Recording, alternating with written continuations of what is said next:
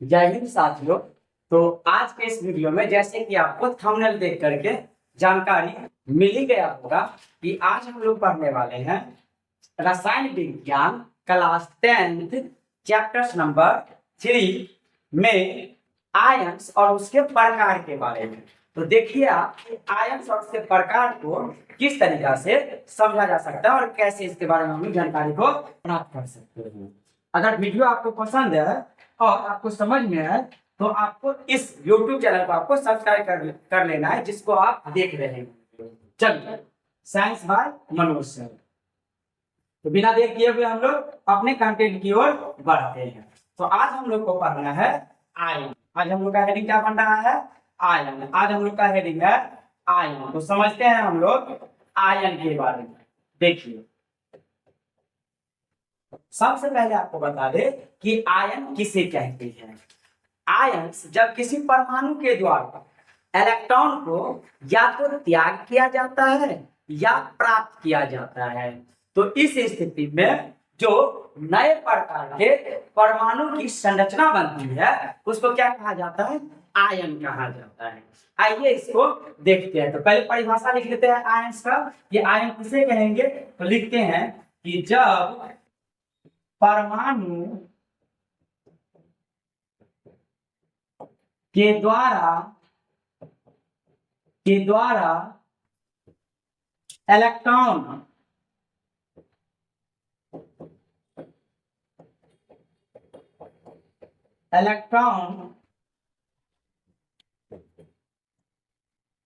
को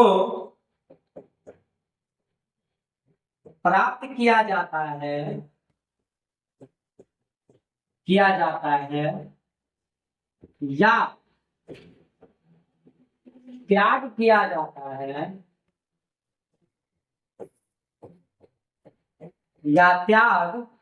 किया जाता है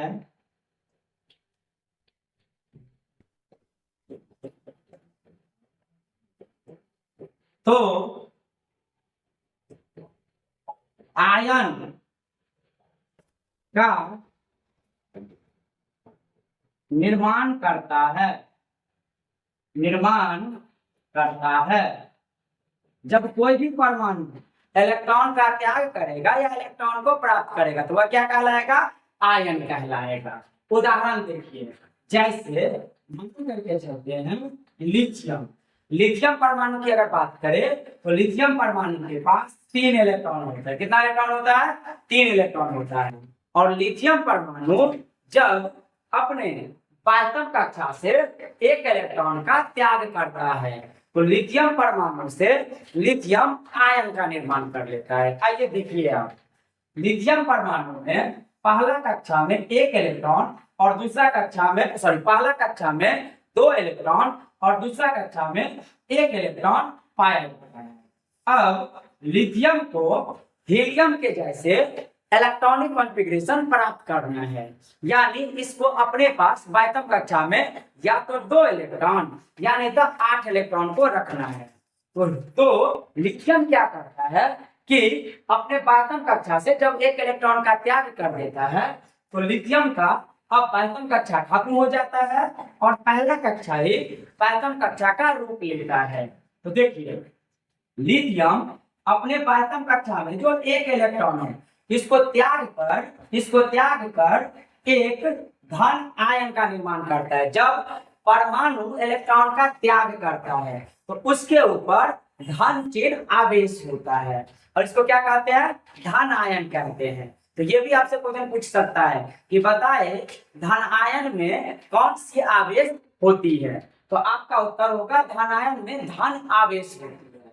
अब यहाँ पर तो परमाणु संख्या वही रहेगा, जो लिथियम का परमाणु संख्या आपको 3 दिखाई पड़ रहा है, लेकिन इलेक्ट्रॉन की संख्या में कमी आएगी। पहले 3 इलेक्ट्रॉन था, इलेक्ट्रॉनिक विन्यास कुछ इस तरीका से लिखे थे। अब 1 इलेक्ट्रॉन का त्याग किया तो अब इसका इलेक्ट्रॉनिक कॉन्फ़िगरेशन इलेक्ट्रॉनिक विन्यास हो जाएगा केवल 2 और छोड़े गए इलेक्ट्रॉन को यहाँ पर दिखाते हैं। उम्मीद करते हैं आप इसको समझ गए होंगे। आगे देखिए, अब अगला हम लोग देखते हैं कि किस तरीका से यहाँ पर आपको दूसरे तत्व को दिखा सकते हैं। जैसे देखिए, अगर इस हीलियम की, इस लिथियम की अगर बात की जाए तो ये आपको बदल गया हीलियम के जैसा। हीलियम के बाह्यतम कक्षा में कितना इलेक्ट्रॉन? 2 इलेक्ट्रॉन। और लिथियम प्लस के भी बाह्यतम कक्षा में कितना इलेक्ट्रॉन? 2 इलेक्ट्रॉन। तो Li प्लस किसके जैसा काम करने लगा? हीलियम के जैसा। तो सभी तत्व चाहते हैं कि अक्रिय गैस का इलेक्ट्रॉनिक कॉन्फ़िगरेशंस को प्राप्त करें। क्यों? क्योंकि अक्रिय गैस इस संसार में किसी दूसरे से अभिक्रिया नहीं करता है, कुछ एक अपवाद के रूप में कंपाउंड का निर्माण, यौगिक का निर्माण कर देता है। अगला उदाहरण देखिए, अगर आप लेते हैं बेरिलियम को, तो बेरिलियम का परमाणु संख्या कितना होगा? 4 होगा। इसके इलेक्ट्रॉनिक विन्यास को लिखिएगा तो 2,2 लिखते हैं। बाह्यतम कक्षा में कितना इलेक्ट्रॉन आएगा? तो आपका उत्तर होगा सर बाह्यतम कक्षा में 2 इलेक्ट्रॉन आएगा। अच्छा, बाह्यतम कक्षा में 2 इलेक्ट्रॉन है और ये चाह रहा है क्या? अभी ये हीलियम के इलेक्ट्रॉनिक कॉन्फ़िगरेशन को नहीं प्राप्त किया है, क्योंकि इसके पास टोटल इलेक्ट्रॉन की संख्या 6 है। तो ये टोटल इलेक्ट्रॉन की संख्या 4 है। अब ये क्या चाहेगा कि हीलियम का इलेक्ट्रॉनिक कॉन्फ़िगरेशन प्राप्त करे, यानी बाह्यतम कक्षा में 2 इलेक्ट्रॉन को लाए। तो बेरिलियम अपने बाह्यतम कक्षा से 2 इलेक्ट्रॉन को त्याग कर और अंदर वाले कक्षा को बाह्यतम कक्षा के रूप में दिखाएगा। तो बेरिलियम पर जहां पर 2 इलेक्ट्रॉन का त्याग करेगा तो 2 धन आयन दिखाएंगे। 2 क्या दिखाएंगे? धन आयन दिखाएंगे। अभी भी इसका परमाणु संख्या कितना रहेगा? 4 रहेगा। और यहाँ की इलेक्ट्रॉनिक विन्यास कितनी हो जाएगी? 2 हो जाएगी। अब इसके त्यागे गए इलेक्ट्रॉन को यहाँ पर दिखाते हैं। उम्मीद करते हैं आप इस चीजों को समझ पा रहे हैं। अब इसी प्रकार अगर आप ऋण आयन में देखते हैं जो इलेक्ट्रॉन को प्राप्त करता है, जैसे देखिए, अगर आपको एक उदाहरण ले ले नाइट्रोजन का है, तो नाइट्रोजन का परमाणु संख्या होता है 7। इसका इलेक्ट्रॉनिक विन्यास लिखेंगे तो 2, आपको 5 लिखाएगा। बाह्यतम कक्षा में है 5 इलेक्ट्रॉन और पहुंचना है इसको 8 इलेक्ट्रॉन पर। कितने का कमी है? तो आप बोलेंगे सर 3 का कमी है। तो यह किसी और तत्व से 3 इलेक्ट्रॉन को प्राप्त करेगा और कुछ इस रूप में परिवर्तित हो जाएगा। तो नाइट्रोजन के ऊपर भी कितना इलेक्ट्रॉन प्राप्त कर रहा है? आपका उत्तर होगा सर 3 इलेक्ट्रॉन। तो इसके ऊपर में कितना चिन्ह लगाएंगे? 3-। अब इसकी परमाणु संख्या कितनी रहेगी? तो 7 ही रहेगी। 7 इसका अपना इलेक्ट्रॉन और 3 इलेक्ट्रॉन और आ गया, तो टोटल कितना इलेक्ट्रॉन हो गया? 10 इलेक्ट्रॉन। और 10 इलेक्ट्रॉन के लिए आप इलेक्ट्रॉनिक विन्यास क्या लिखेंगे? तो 2,8। बाह्यतम कक्षा में ला लिया कितना? 8 इलेक्ट्रॉन। अब टोटल इलेक्ट्रॉन 10 है और टोटल इलेक्ट्रॉन जिस तत्व का 10 है वह तत्व है आपका अक्रिय गैस का नियॉन। तो N3- किसके जैसा दिखने लगा? नियॉन के जैसा दिखने लगा। क्यों दिखने लगा? क्योंकि नियॉन के बाह्यतम कक्षा में 10 इलेक्ट्रॉन है। तो N3- भी अपने बाह्यतम कक्षा में कितना इलेक्ट्रॉन बना लिया? 10 इलेक्ट्रॉन को बना लिया। तो आइए अब जानते हैं आयन के प्रकार। तो आयन कितने प्रकार का बन गया? एक बनाया धन आयन और एक बनाया ऋण आयन। तो अब हम लोग बोल सकते हैं कि जो आयन है वो 2 प्रकार के होते हैं। आयन कितने प्रकार के? 2 प्रकार के। तो लिख लीजिए आप कि आयन एरो चिन्ह लगा करके, आयन 2 प्रकार के होते हैं। 2 प्रकार के होते हैं। आयन 2 प्रकार के होते हैं। पहला में लिखेंगे हम लोग धन आयन और दूसरा हम लोग लिखेंगे ऋण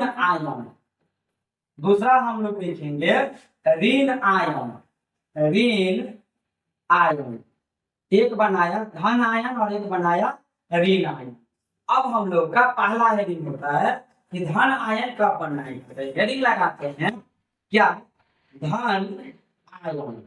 अब देखिए धन आयन आप किसे कहेंगे? तो आप बोल देंगे कि जब परमाणु के द्वारा इलेक्ट्रॉन का त्याग किया जाता है वह क्या कहलाता है? धन आयन कहलाता है। जब परमाणु के द्वारा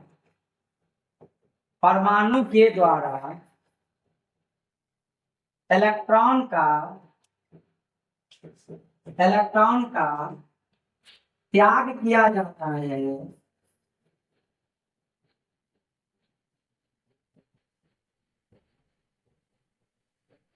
तो वह धन आयन कहलाता है। धन आयन कहलाता है। तब वह क्या कहलाएगा? धन आयन कहलाएगा। तब वह क्या कहलाएगा? धन आयन कहलाएगा। अब देखिए आप यहाँ पर कई सारे उदाहरण इसका बन सकता है। ऊपर में हम लोग पूछ लिया। अब एक उदाहरण यहाँ पर लेते हैं आपको कि सोडियम Na का पूरा इलेक्ट्रॉन रहता है 11, परमाणु संख्या 11, इलेक्ट्रॉन की संख्या 11।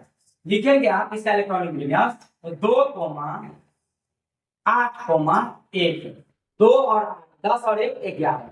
पहला कक्षा में 2 इलेक्ट्रॉन, दूसरा कक्षा में 8 इलेक्ट्रॉन और तीसरा कक्षा में 1 इलेक्ट्रॉन, टोटल मिला करके 11 इलेक्ट्रॉन। अब सोडियम तो है कि अक्रिय गैस के तरह बनना, तो क्या करना पड़ेगा? बाह्यतम कक्षा में 8 इलेक्ट्रॉन को लाना पड़ेगा। अब बाह्यतम कक्षा में 8 इलेक्ट्रॉन लाने के लिए इसका जो तीसरा कक्षा है वह चाहेगा कि मेरा तीसरा कक्षा खत्म हो जाए। जैसे तीसरा कक्षा खत्म हो जाएगा तो दूसरा पे आ जाएगा और दूसरा कक्षा क्या कहलाने लगेगा? बाह्यतम कक्षा कहलाने लगेगा। तो सोडियम क्या करता है कि अपने बाह्यतम कक्षा में 8 इलेक्ट्रॉन को पुराने के लिए अपने अभी के बाह्यतम कक्षा से 1 इलेक्ट्रॉन का त्याग करता है। तो जब इलेक्ट्रॉन का त्याग करता है तो उसको दिखाते हैं तीर चिन्ह के दाईं ओर और तत्व को दिखाते हैं तीर चिन्ह के बाईं ओर। तो जब इलेक्ट्रॉन प्राप्त करेगा तो तीर चिन्ह के बाईं ओर, और जब इलेक्ट्रॉन का त्याग करेगा तो तीर चिन्ह के दाईं ओर। तो आप ये भी बोल सकते हैं कि धनायन के केस में इलेक्ट्रॉन का त्याग होता है और इसके इलेक्ट्रॉन को तीर चिन्ह के दाईं ओर दिखाते हैं। चलिए, 1 इलेक्ट्रॉन का त्याग किया तो सोडियम बदल गया किसमें? सोडियम प्लस में। सोडियम किसमें बदल गया? सोडियम प्लस में बदल गया। इसका परमाणु संख्या 11 ही रहेगा। परमाणु संख्या में कोई बदलाव नहीं होती है, तो परमाणु संख्या 11 ही रहेगा, लेकिन इसके इलेक्ट्रॉन्स घट जाएंगे। पहले 11 इलेक्ट्रॉन था, 1 निकल गया, तो 1 निकलने से अब इसके पास 10 इलेक्ट्रॉन होगा और इसका इलेक्ट्रॉनिक कॉन्फ़िगरेशन हो जाएगा 2,8 और 2,8 यानी मिलाकर के 10 इलेक्ट्रॉन। और 10 इलेक्ट्रॉन किसका होता है? तो आप बताएंगे सर नियॉन का होता है। यहाँ पर छोड़े गए इलेक्ट्रॉन को दिखाते हैं। अब Na+ आयन किसके जैसे काम करने लगेगा? नियॉन के जैसा काम करने लगेगा। नियॉन नहीं बनेगा, इसके जैसा काम करेगा। इसको बोलते हैं सोडियम आयन और इसको कहते हैं इसको कहेंगे सोडियम परमाणु और इसको कहेंगे सोडियम आयन। जब इलेक्ट्रॉन का आदान प्रदान हो, चाहे तो इलेक्ट्रॉन प्राप्त करे या त्याग करे, तब जिस रूप में वो आएगा वह आयन कहलाएगा। सोडियम यहाँ पर इलेक्ट्रॉन का त्याग किया है तो सोडियम आयन। यहाँ पर सोडियम में कोई इलेक्ट्रॉन का त्याग नहीं हुआ है तो ये क्या कहलाएगा? परमाणु कहलाएगा। आइए एक और उदाहरण से समझते हैं। जैसे मान के चलते हैं कि यहाँ पर अगला उदाहरण है मैग्नीशियम का। मैग्नीशियम के पास परमाणु संख्या आप देखेंगे मैग्नीशियम का तो 12 होता है और इसके पास इलेक्ट्रॉन की संख्या 12 होगी। अगर इसका इलेक्ट्रॉनिक विन्यास लिखेंगे तो 2,8,2 दिखाई पड़ेगा। बाह्यतम कक्षा में 2 इलेक्ट्रॉन है, इसको लाना 8 है, तो क्या करेगा? अपने बाह्यतम कक्षा से इलेक्ट्रॉन का त्याग करेगा। और Mg से कितने इलेक्ट्रॉन का त्याग करेगा? तो बाह्यतम में पूरा निकालेगा तब बाह्यतम कक्षा हटेगा और अंदर वाला कक्षा बाह्यतम कक्षा का रूप लेगा। इसको मजबूरी है ये 2 इलेक्ट्रॉन निकालेगा। इसका 2 इलेक्ट्रॉन हम लोग यहाँ पर दिखाते हैं। अब अगला देखिए ध्यान से। अभी इसके पास परमाणु संख्या की अगर बात की जाए तो अभी भी ये कितना है? 12 है, लेकिन इलेक्ट्रॉन की बात की जाए तो 10 पे आ गया 2,8। बाह्यतम कक्षा में 8 इलेक्ट्रॉन, ये भी बन जाएगा किसके जैसा? नियॉन के जैसा। अब देखिए अगर इसके नाम की बात अगर हम कर ले तो ये बनाएगा मैग्नीशियम का परमाणु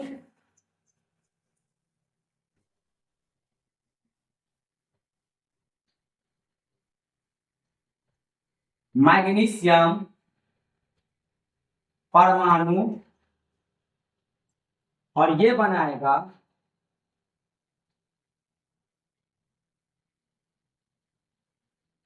मैग्नीशियम आयन।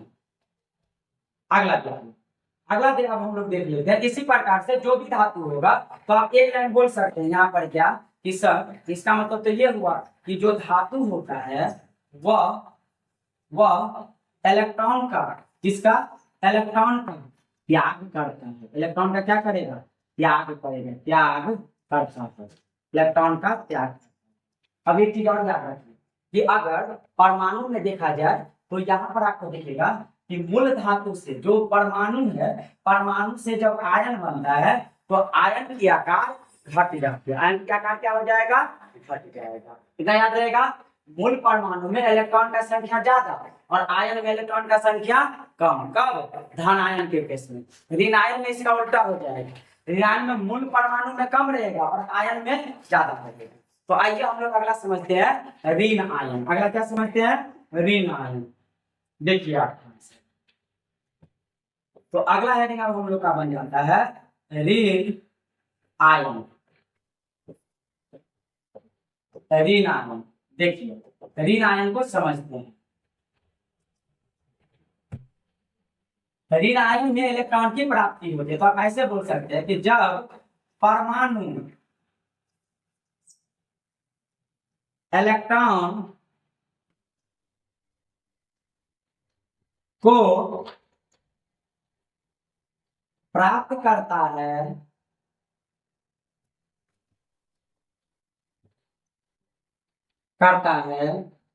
तो वह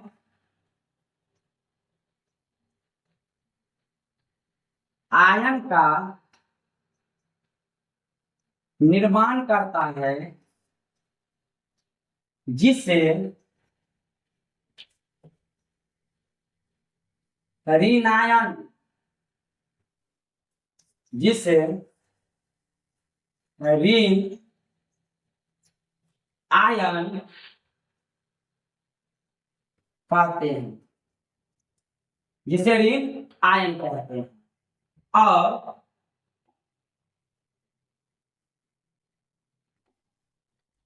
एक लाइन आप बोल सकते हैं, अधातु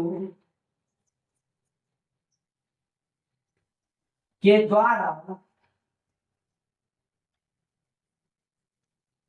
इलेक्ट्रॉन को प्राप्त किया जाता है और यह ऋण आयन में परिवर्तित होता है। अब देखिए उदाहरण, जैसे एक उदाहरण है, अगर आप कभी आप देखें तो ऊपर में नाइट्रोजन का परमाणु संख्या कितना? 3। सॉरी, परमाणु संख्या कितना? 7। अब इसकी अगर हम लोग बात कर ले तो ये आपको बनाएगा कि 2,5। वास्तव कक्षा में 5 इलेक्ट्रॉन है, इसको पहुंचना 8 पर है। कितने का कमी है? 3 का कमी है। तो कितना इलेक्ट्रॉन को प्राप्त करेगा? 3 इलेक्ट्रॉन को प्राप्त करेगा। और प्राप्त करके कि जितने इलेक्ट्रॉन को प्राप्त करेगा उतना उसके ऊपर में माइनस चिन्ह को दिखा देना है। अब परमाणु संख्या तो 7 ही रहेगा, 7 इलेक्ट्रॉन और 3 इलेक्ट्रॉन मिलाकर के 10 इलेक्ट्रॉन, और इसका इलेक्ट्रॉनिक विन्यास बन जाएगा 2, ये भी बदल जाएगा किसके रूप में? तो आप बोलेंगे सर ये बदल गया किसके रूप में? नियॉन के रूप में। यहाँ पर कहलाएगा नाइट्रोजन, और ये नाइट्रोजन परमाणु, और ये कहलाएगा आपका नाइट्रोजन आयन। ये कहलाएगा नाइट्रोजन परमाणु, नाइट्रोजन परमाणु, और ये कहलाएगा नाइट्रोजन आयन। अगला देखिए, अगर एक और उदाहरण देखिए तो हम लोग बोल सकते हैं ऑक्सीजन के बारे में। एक एग्जाम्पल के रूप में ये है आपका, और एक एग्जाम्पल के रूप में हम लोग ले लेते हैं ऑक्सीजन को। ऑक्सीजन को देखिए, ऑक्सीजन परमाणु का हम लोग बात करेंगे। सीधा ऑक्सीजन लिखने से अणु को रिप्रेजेंट करेगा, तो ऑक्सीजन परमाणु का बात करते हैं। तो देखिए ऑक्सीजन के पास 8 इलेक्ट्रॉन रहता है। इलेक्ट्रॉनिक कॉन्फ़िगरेशन इसका अगर देखेंगे तो 2,6 बनाएगा। पायता कक्षा में 6 इलेक्ट्रॉन है और इसको पहुंचना है 8 पर। कितने का कमी है? तो बोलेंगे सर 2 का कमी है। तो ये 2 इलेक्ट्रॉन को प्राप्त कर लेगा और ये बदल जाएगा आपको ऑक्सीजन से ऑक्सीजन आयन के रूप में, और O के ऊपर में लाएगा 2 निगेटिव चार्ज। इसका अपना इलेक्ट्रॉन 8 और 2 मिला करके 10। अब इसका इलेक्ट्रॉनिक विन्यास हो जाएगा 2,8, और ये अब बन जाएगा किसके जैसा? तो बताएंगे नियॉन के जैसा। तो यहाँ पर हम लोग इसमें एक चीज सीखे हैं, क्या सीखे हैं? तो आयंस जो होता है इलेक्ट्रॉन को प्राप्त करने और इलेक्ट्रॉन को त्याग करने से बनता है। आयंस किससे बनेगा? इलेक्ट्रॉन को प्राप्त करने से और इलेक्ट्रॉन को त्याग करने से बनता है। इलेक्ट्रॉन को प्राप्त करने से और इलेक्ट्रॉन को त्याग करने से बनता है। इलेक्ट्रॉन को प्राप्त और इलेक्ट्रॉन को त्याग करने से बनता है। आयन दो प्रकार के, एक धन आयन और एक क्या बनाएगा? ऋण आयन बनाएगा।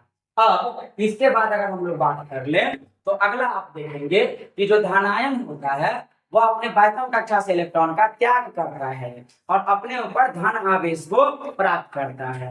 जो ऋणायन होता है वह अपने वायतम कक्षा में इलेक्ट्रॉन को प्राप्त करता है। धनायन अपने वायतम कक्षा में अपने वायतम कक्षा परमाणु अपने वायतम कक्षा से इलेक्ट्रॉन को त्याग कर धनायन बनाता है और परमाणु अपने वायतम कक्षा में इलेक्ट्रॉन को प्राप्त कर ऋण आयन बनाता है। ऋण आयन में कौन सा आवेश होगा? ऋण आवेश होगा। धनायन में कौन सा आवेश होगा? धन आवेश होगा।